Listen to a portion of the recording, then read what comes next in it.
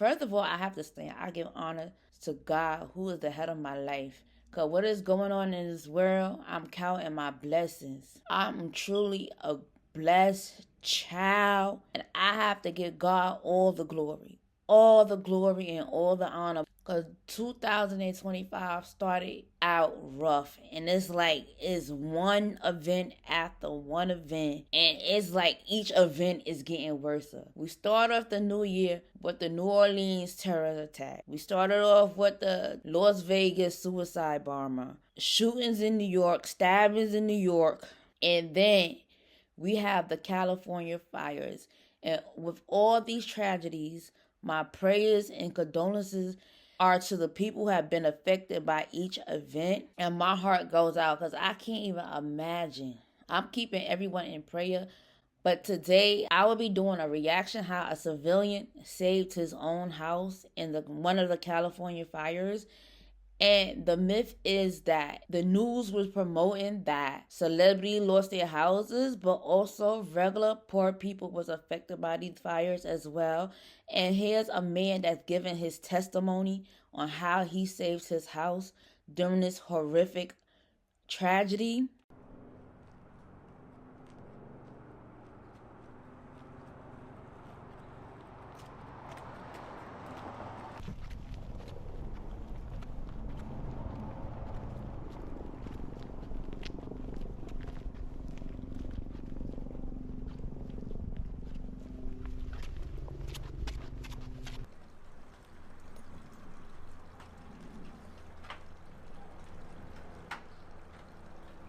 Well, it's devastating. I've lived here my whole life. I know these people that lived in all these houses. I know the houses. This is my memories, and they're gone. But, unfortunately, this is California, and California is a desert, and you get fires like this. This is natural.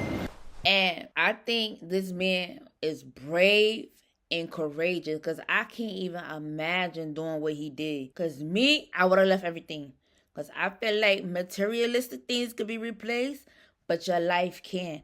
And at the end of the day, and you would hear this man's testimony. He said he had to stay to fight because if he would have lost it all, how was he was going to rebuild with California massive taxes? He would have been in a hole if he did not save his house at the end of the day.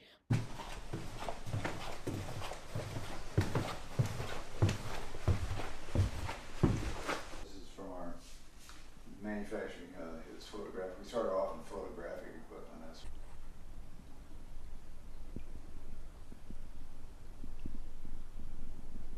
equipment. The house was built by my mother and father in 1960, and I lived here my whole life. So there's a lot of memories here, and I think I owed it to them as well to try my best to save it. But just did it with the hose. I got the heavier hoses. And I got the mask, I got the goggles, I got a helmet, a construction helmet from work. There you go, yeah. Hosey. And then when you see this vortex of embers in that wind, it's pretty scary. But some things in life are worth fighting for, I mean, if I were to lose this house, it would be very difficult to afford to be able to build a new house, to pay the enormous property taxes they have here.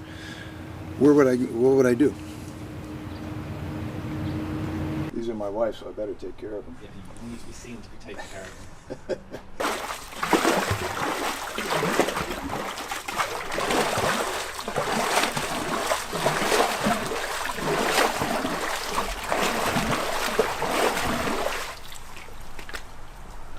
Yes, I was awake all night, all day.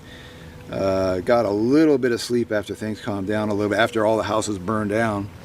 I did probably hurt a rib jumping the fence over there, but I'll have to see a doctor when I get back. But I said people who lost their house, Joe Biden said that they will have 100%. President Biden today announcing the federal government will cover 100% of the recovery cost for 180 days. It's going to pay for things like debris and hazard material removal, temporary shelters, first responders' salaries, and all necessary measures to protect life and property. For so many, the long recovery ahead is difficult to even think about right now. I mean, this is devastating. It's never going to be the same. I'm never going to be able to show my kids where I grew up. It's all gone. It's all gone. Finance, like he would give them the money 100%. They would not be held accountable for anything, so they would get the money back. I don't know if it's true or not, because you know the government lies.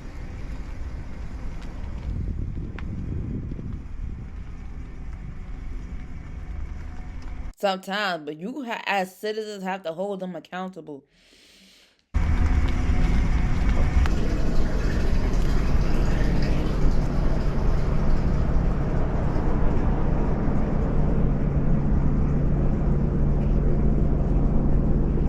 When I was out here hosing the house down and getting ready, and when the houses started to burn, I didn't see one single fire truck out here at all. Zero.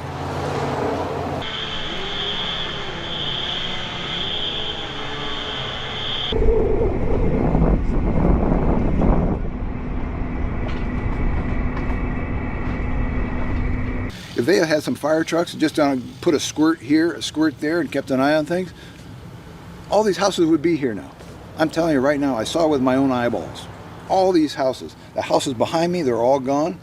They started with one little spark, one little small fire. They just squirted those out, had a few people out there. They'd all be here now. Things that, I mean, I've been doing fires here since I got here, basically. And like one of the things that the fire chiefs always say is just like, well, you know, I'll leave that to other people to decide. I did what I needed to do. I did what I wanted to do. I did what I thought I could do, and that's what I did. Went over there and closed in on this area over here. We started getting embers, so I got these trees on fire, but I was able to control that. Oh, actually, they've been very gracious. The neighbor over here thanked me for saving his house, and the neighbor over here thanked me. So, you know, thanks is plenty.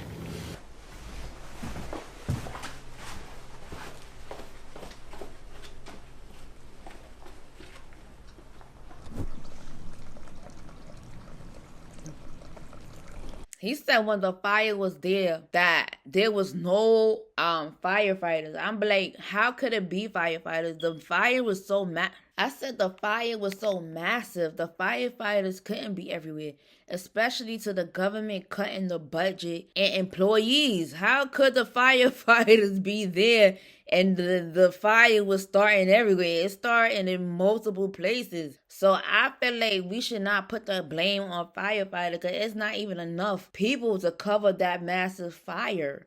At the end of the day, a lot of people complain that there was no water in the fire hydrant when this happened. And a lot of people think this was planned because how is it that a lot of places burned down? There was no water in the fire hydrant. They did not use the water in the reservoir. So whatever that tank thing that was under reservation. So that's what they were saying, that they could have used that, but it wasn't working. They could have used the water from there.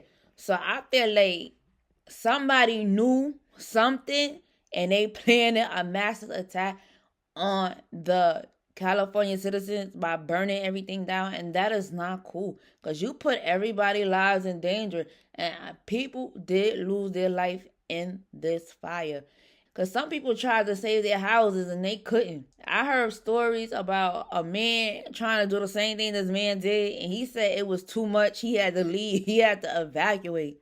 He couldn't save his house. So, but I think it's very impressive. I think God gave him the heart of the warrior. He knew he was going to be all right. And I'm glad this man made it out. This is once it's a story. And at the end of the day, it's a beautiful story. And I'm glad this man was able to save his house and his neighbor's house because the firefighters could not be everywhere. It is not the firefighters' fault. So I don't even want to put blame on them. Everything is the government. Because I don't understand. History repeats itself. If you know California is on a fire every time, you should be prepared for emergencies. It should be water in the fire hydrant all year round. There should be some kind of water available to put out a fire, but this was too massive. Some people think this is arson, and people were setting fire. They said the Kennedy fire was arsoning because they caught somebody. setting a fire. And they said somebody put a fire to the studio. But I think this man's testimony of saving his house is phenomenal. And also, it was a black lady who lost her house with her son, and now she's staying with her son. And I liked her spirit. Her spirit was beautiful. And I said, to God be the glory that this lady is an angel to that man and her life, her sons, because she... Good morning. Definitely a lot of heartbreaking stories. People who have lost their homes, lost all the memories that go along with it as well. I am here with Tatris and Aaron, who did lose their home in Pasadena. And, you know, Tatris, you were telling me that when you evacuated, you weren't thinking your home was going to end up on fire. No, I was not thinking that my home was going to catch on fire. I was thinking I was coming home to my wonderful place I just bought, just paid for. December 17th was my last payment.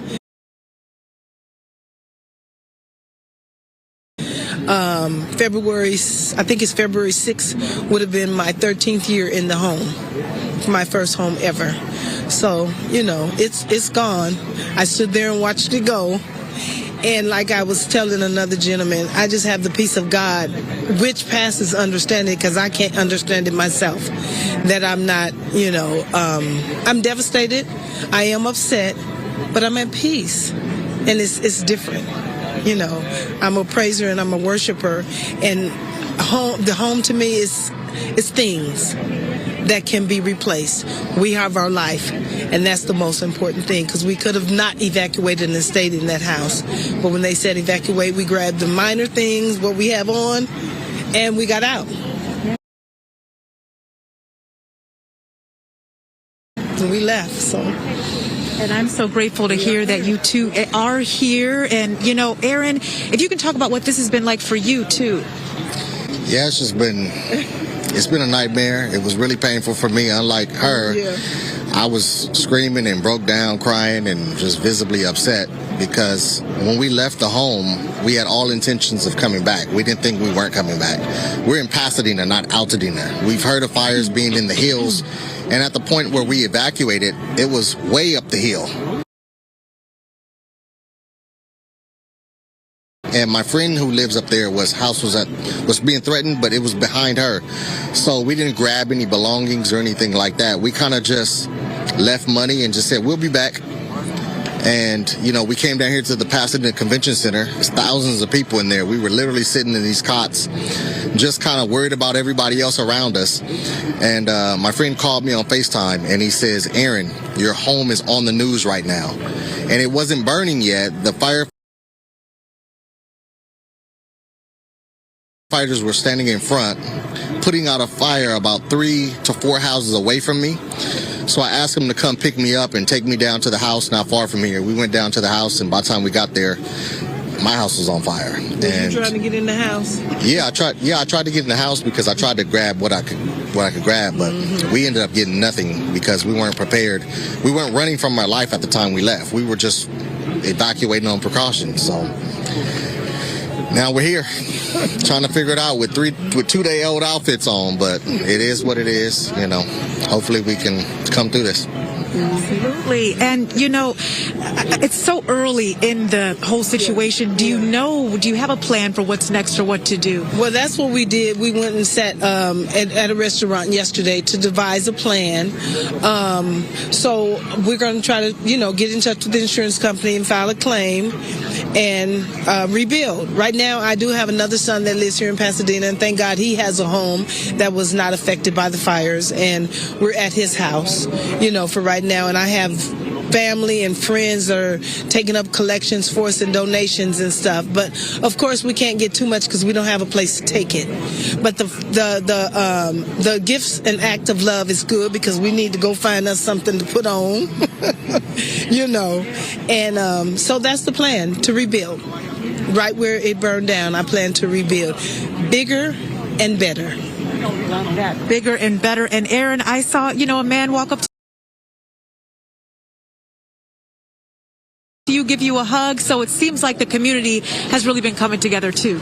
Yeah, the community is great. Everybody's kind of banding together. A lot of people in this community know each other, especially people, black people that have been here for years and have homes here.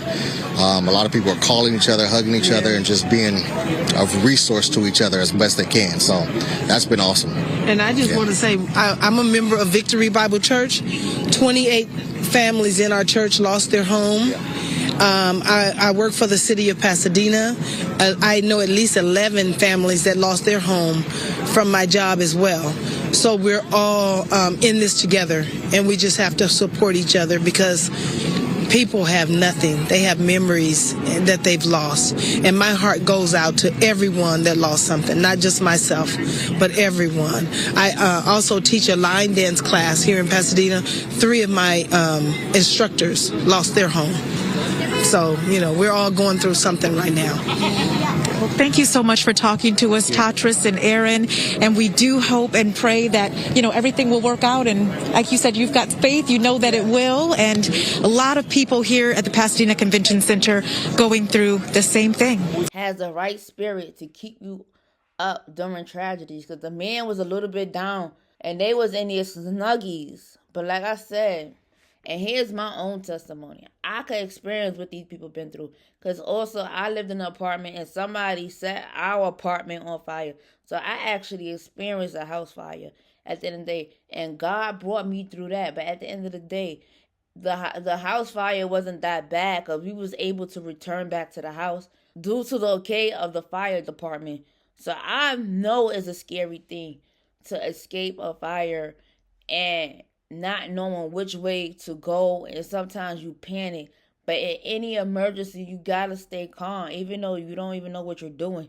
I said remain calm, breathe, and pray a little bit so God can give you clarity to make it out whatever tragedy is going on. Honey, because anything could pop off any day.